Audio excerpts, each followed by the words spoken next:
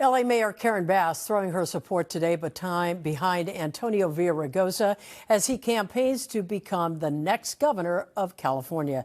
The two have known each other since the 70s when she was a community advocate and he was a union organizer. For me, this is a special moment. I know I have stood at a podium endorsing my brother from another mother on numerous occasions. Because, in fact, we have known each other and worked together our entire adult lives. Many, many years before we ever thought that we would one day be elected officials.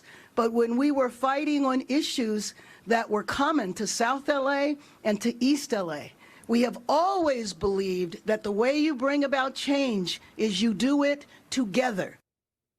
Other candidates include former Orange County Congresswoman Katie Porter, former HHS Secretary Javier Becerra, State School Superintendent Tony Thurman, and leading the Republicans, Riverside County Sheriff Chad Bianco, and former Fox host Steve Hilton.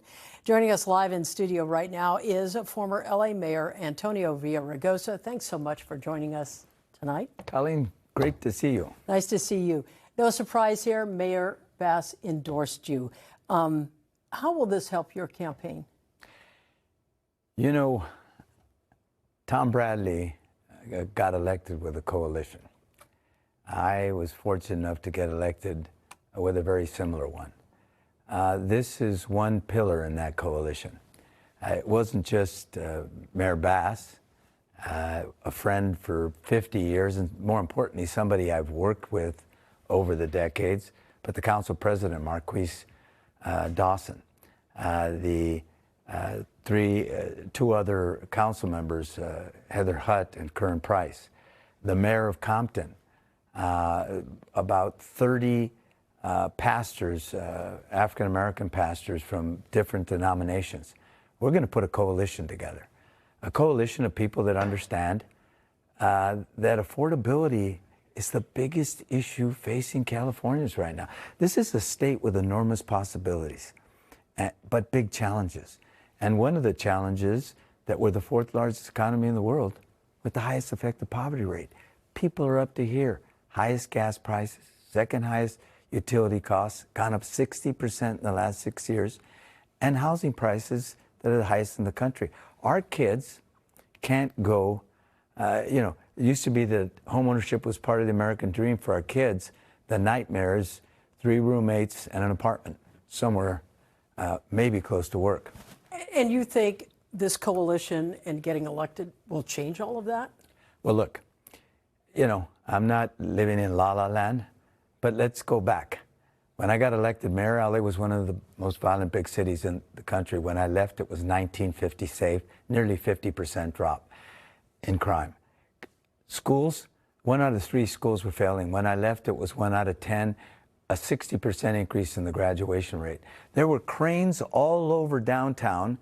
20,000 people living there. Today, there are 60,000. We didn't do everything we wanted to do, but we did a lot. #1 American city in reducing carbon emissions in a city with smog that chokes us and gets us sick. #5 in the world. So, no, not all of that's going to end overnight, but you're going to see a guy who rolls up his sleeves the way I did when I was mayor and speaker, because both times I balanced budgets and didn't spend more than we got. How are you going to unite Democrats? I mean, there are progressive Democrats now. There is a group called the centrist Democrats. They almost seem to be different parties. How do you unite them and bring them together with one purpose? When you get so far ahead of people that you leave them all behind, I think you got to look in the mirror. Are you talking about the last election when working class really went for someone other than a Democrat? 25% Republican in this state, 40% voted for the most right-wing guy in the White House that we've ever had, and just 3 months ago, 48% said they were open to a Republican governor. So what I've said is, I'm not with the people who are falling off the flat earth they believe in, but I'm not with the folks who are stuck with their head in the clouds with the pie in the sky. There's a middle here. People want us to talk about the kitchen table issues that are important to them. they're struggling with tariffs, which are taxes, by the way. You know, I did a post the other day about school supplies. They've gone up 20% as we're going back to school. The little 4x5 cards, $7.95. Index cards. Index cards, right. Going up, well, we remember those yes, with our children. You know, $7.95 for a pack. I mean, people can't afford this state anymore.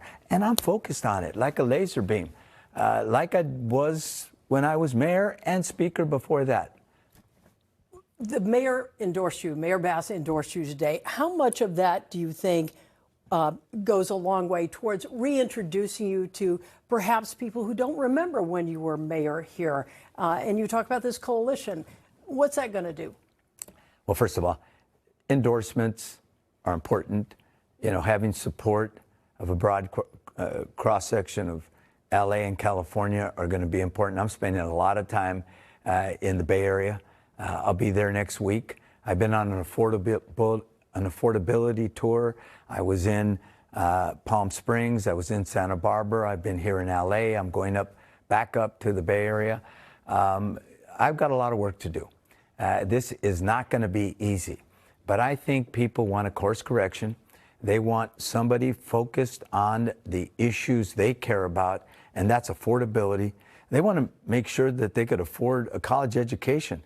Childcare costs almost as much as college nowadays, and people are saying, I'm up to here. I need someone focused on me, not just rhetoric and philosophy and ideology, but getting things done. So that's why I said common sense and competence. That's what I'm running on. You know, you could like me or dislike me, maybe not know about me, but when people see the record, they realize only a proven problem solver, someone who's done it before, who's willing to roll up their sleeves and do it again, is what we need, and that's why I'm running. All right, former Mayor Antonio Villaraigosa, thanks so much for your time. It's good to see you again. Nice to see you. Thanks.